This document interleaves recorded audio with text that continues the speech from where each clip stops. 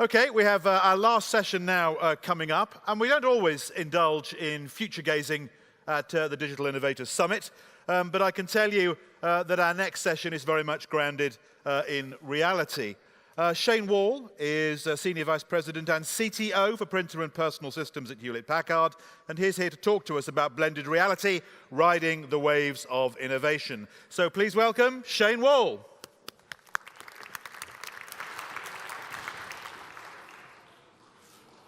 Good evening. So throughout today, I think we've learned a lot about where media is going, how it's being consumed, how it's changing, and about the various startups that are affecting or impacting on it itself. What I want to do is I'm going to change the topic up a little bit. And I'm going to go and take us into the future and point at a few things that are going to fundamentally change how we look at media, how we consume media, but I'm going to do it from the standpoint of technology. And the best place to start when you do that is you first have to look at what's going on in the environment around us. And there are very radical changes in society today. Soon, by the end of this decade, we will have nearly 8 billion people on the planet. And that population is fundamentally changing. Wealth is moving to the emerging markets. The mature markets are slowing down. They're becoming an aging population. And for the first time ever, we have entire generations that are growing up that grow up with technology as part of them. It's not a learned action. It's something as soon as they can function, they're immediately using that tablet or that phone. And that will change radically what happens from a technology standpoint and our society overall. Further, we're seeing big changes from a manufacturing standpoint about how we develop our products. And I'm going to lay out with you a few things that are radically different about how we produce products today that are going to fundamentally accelerate the development of those products and how we distribute media. And then finally, as you've heard throughout today and all of you experienced, we have the consumerization of media, where suddenly everybody has the ability to create media and it can be consumed on all sorts of platforms. So through all of this, there is one constant, and that is change. Now, the one thing we see when we stand back and look at this overall, is we see one inevitable direction this is going. And that is to where our physical world, the things around us, the things that we interact with, is on an inevitable collision with our digital world.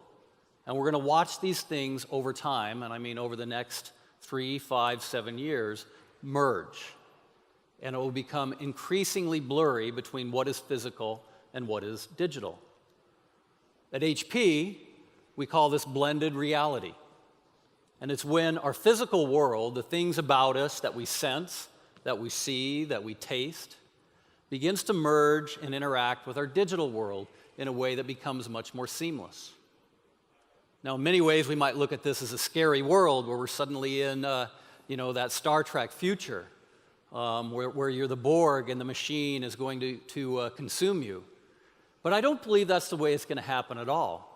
In fact, I think what's going to happen is we're going to watch a very seamless interaction of these technologies with our physical world. And I'm going to give you 3 examples of how I see that happening today. There are many others we could pick, but I'm going to pick 3. One will deal with mobility, and in the case of mobility, it'll be a move to what we call hypermobility. The second one will be the Internet of Things, which we have today, and we're at the very beginning of a trend. But what I'm going to convince you is it won't be the Internet of Things, it will be the Internet of all things. And then finally, I'm going to talk to you about 3D transformation, or the future of manufacturing. And I'm going to walk you through what's going to happen from our manufacturing standpoint and walk you through what will be the next industrial revolution. So let's start with mobility. Mobility is pretty straightforward. Today we have all those glass slabs that we use today. We carry them around. They're the phones that we check 127 times a day. They're the tablets. They're the PCs themselves. Well, those things are now moving to be on us. Now, we see that in the big movement towards wearables. Now, today, what people are doing on wearables will tend to take, the smallest, highest color screen they possibly can and see how much technology junk they can force onto it so that you can have all of that. Instead of looking at your phone, you can now look at your watch. Well, we think this is fundamentally the wrong way to go about it. For the last 20,000 years, humans have had accessories. And those accessories are the things that we wear, the things that we carry around that are a symbol of our culture. And we don't think the right way to do it is to go take technology and put it on the wrist so that you have basically a shining object on the wrist. But instead, to design technology that is a fashion statement first, that focuses on the person, what they like, why they like to buy something, and you look at it and you say, I like that. A simple direction we went from HP is we introduced a wearable, but we did a very different approach at it. We went and took the male fashion designer of the year, a gentleman named Michael Bastian, and we actually designed a real watch around it. And we took minimal technology, and we had the technology supplement the actual watch itself. And so what you end up with is a watch that looks like a watch, but supplements you with information that you need. It doesn't overwhelm you with a bright screen. We think this is just the first step, because the next set of things is it's going to go from the thing that you wear to the thing that is embedded on you. And we're already seeing pieces of this today. This is a real product here. It actually looks like kind of a Band-Aid. This is an Nfc chip. It has very simple communications, has a set of sensors on it. You stick it on your skin, and it has easy programming around it. So you can imagine things like the marathon runner who has these embedded in, and that can tell you information about your body temperature, amount of salts, chemical composition, and that information is coming back to you as a runner, telling you you need to hydrate at this point in time. Drink more water, take in something to get your energy back up. This will be the beginning of it. We're going to watch this not only go onto us, but we're going to watch it go in us. When we swallow pills, it's not just a pill, but it's actual electronics that can diagnose and go through your entire body and can assess what's wrong with you. And it will go into your DNA, where you'll have personal DNA that you can then detect and take action on. So this is truly the merging, that blended reality. It is blending our physical senses, the thing around us, with technology that complements us. Now, the second big one is an Internet of Things, and this is clearly the buzzword going on today. Today, we estimate we have about 4 billion devices that are Internet-enabled today. And by the end of the decade, the estimate is that could be well north of 20 billion. I've seen some estimates that would say that would be 30 billion devices that would be Internet connected. So, unbelievable growth. Now, this obviously all started with just simple things that were, that we used, whether that was the computer today or a magazine we looked at or the TV we looked at. And now it's obviously going into all of those things connected on the Internet. As our gentleman before said, speaking about how the Internet has fundamentally disrupted everything that we do. Well, this is an obvious one that's already, deployed today. Where we think it gets interesting is when everything starts to become connected to the Internet. When the Internet, and we're already getting at that point, is no longer something that you dial into or you had to make sure you had an IP connection, but it's just like electricity. It's just like water. It's ever present in the things that we do. Now, what I want to convince you of is it won't just be the things that we can put compute, communications, and analytics into, but it will actually become all things, things that do not have electronics in them. The chair that you sit on, the paper that you read, all of these objects will be associated with Internet service. And we see a lot of this happening today. I'll give you an example. We actually have printers with HP where the thing that is actually printed, we can tell you that that was printed on a particular printer. We can tell you if it was the original. we can tell you who the author was, we can tell you how many copies were made, and we can track that from a printed piece of paper all the way back through a digital service and then back to another print. And in this case, what we've done is you've basically associated a service with a piece of paper.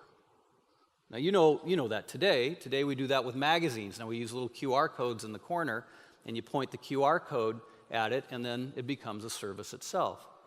Well, in the future, you don't need the QR code. Okay? The message will be embedded in the picture that you see.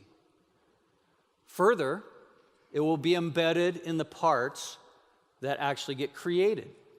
I use an example here on the right, which I'll talk to you about next, which is 3D printing. And in here, when you 3D print a part, you can actually put content information in the part that associates it with a service itself. So suddenly, it's all the things that we have, not just the electronics that you put in an object to track it. So within HP, one of the things that we've done is we've actually been experimenting with this using printers. Printer is a very simple thing to use because it's basically a thing. It's attached to the internet. It actually collects data. It has a set of sensors associated with it. And so what we've done is we've actually built in an if this, then that engine into it. And if you haven't used, IFTTT, you can get it actually as an application on many of your phones. And it gives you a rule-based way how to handle situations. So if something happens, do this action. Well, that's now built into printers. And so now based upon things like traffic around the printer, what type of content they're printing, actions of the individual user can actually trigger things within the printer itself. So we use this just as a simple example of that blending, where things happen for you in the physical world, that things that happen to you in the physical world get manifested in the digital world as well. And so over time, what we're going to watch is that blending in the Internet of Things, real physical objects being associated with digital services in invisible ways. So the last one, and I think the one that is the most impactful and the one we'll probably see the biggest change on, is in the area of manufacturing. So let's rewind 150 years before the Industrial Revolution. When you wanted to make something, you had to go to the blacksmith. The blacksmith went through an immense amount of training, whether that was an apprentice and then a master, and ultimately figured out how to make something, and they would make it as a one-off. And that one-off thing would get made, and you would get a chance to use that tool. Well, and about 150 years ago, along comes the Industrial Revolution. And now we have a way to do design, where we can actually, we have a process now. And that process is we stage raw materials in. We do just-in-time manufacturing. Maybe, we do it with an automated way. Maybe we do it with cheap labor, but we do it in the most efficient way possible. And then we stage it on the back end. So we have it in distribution centers. We send it to retailers. And from end to end, that was the Industrial Revolution, is how do I take raw materials in and sell them? And whoever did that in the most efficient way won. So it didn't matter whether you were doing Twinkies or tablets. If you could optimize that and you had a good marketing story around it, you had a good chance of winning. Now that story hasn't fundamentally changed over the last 150 years. I mean, we've added a few things. For example, we added computer design. That made it a little bit easier to do the design itself. And we added machine production so we could automate some of those things. But it hasn't fundamentally changed. Now, you see some of the acceleration coming, and let me give you an example, and then we'll go right to what will be the next Industrial Revolution. Watch the acceleration that happens in your own life of how you've changed how you bought goods. It used to be you went to the store. When you got there, you hoped they had the item that you wanted, that it was in the right color, that it was in the right size, and if so, you got it. If not, you went to the next store. And after a few hours of, as men call shopping, that we tend to try and avoid, you ultimately find the thing, you come home, and it's yours. Okay? Well, that's changed now. Now what you do is you sit in your house, you sit on your couch, and on your couch you browse the world's largest catalog. In the US, that's pretty dominantly, an Amazon. Other places in the world, it's different, but the phenomena is the same. You sit on your couch, I go out to the internet, I find what I want. As soon as I find it, I order it, and it shows up on my doorstep 2 days later. Well, that's about to change, because what we now have is the ability to do real-world creation, and we have the ability to do real-world production. And so suddenly, this whole world, which was the Industrial Revolution, will happen instantly. You don't believe me? Let me give you an idea of how this will happen. So I'm going to start with, there's a front end and a back end. And on the front end, you're going to watch a set of easy-to-use consumer tools that allow you to create things instantly in a much more natural way. Now, at HP, we introduced a product we call Sprout, and Sprout was just the first instantiation of it. And in many ways, it's just a small baby step, but it'll give you an idea of that creator, that maker's mentality of what you can do. So let's take a look at what Sprout can do.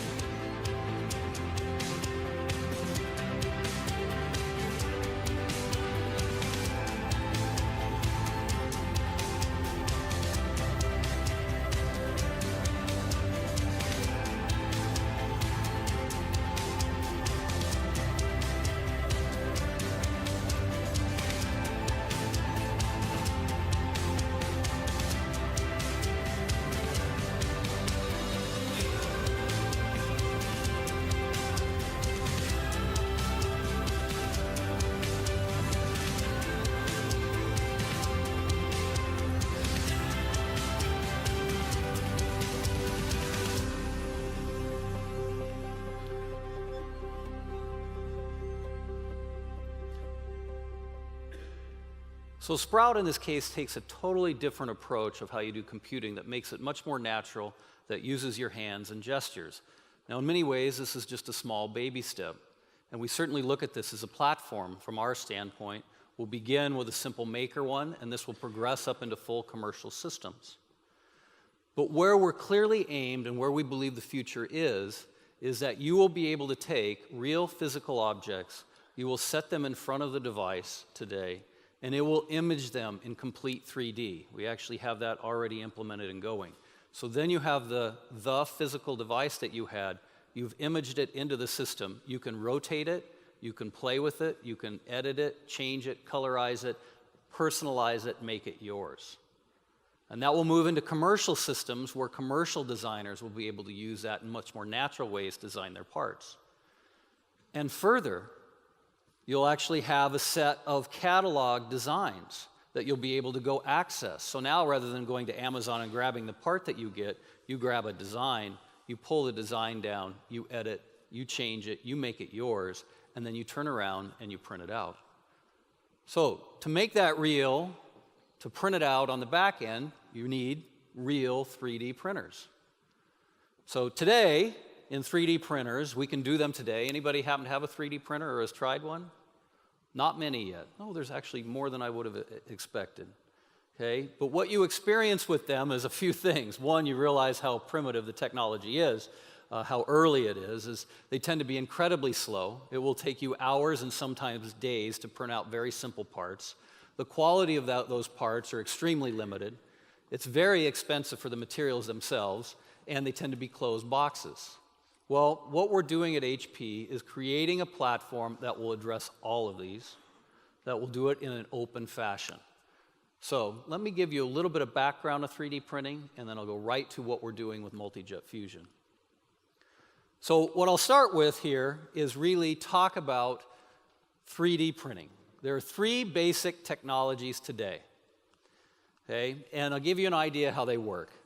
So there's material extrusion, which is basically a glue gun on an XY table that feeds material in. And that material then is fed into a gun that melts it in a very precise way, and it puts a little bead that it tracks down on a platform. So the way it creates the part is it does one layer at a time, one bead at a time, that it traces across the entire platform. If you have a 3D printer at home, this is the technology it uses. And as you can see, it can be incredibly slow. Enter the next generation, which is laser sintering. Laser sintering speeds up the process by taking a laser that can aim at a set of powder material. So the laser melts the powder, fuses it in place, but it's still a very serial process. You have to work one layer at a time. The laser has to trace the entire layer itself in order to create that platform. Now, it gets faster, but you're still very much a serial process. You can add more lasers, but you're going to add more cost in order to do this. So, what's next after this comes Multijet Fusion. And in this case, you lay a set of powder down, you come across it, and you do the entire level all at once through printing technology. And that printing, after it goes down, is then melded into place on that layer. So instead of one serial bit at a time, you're doing an entire layer at a time.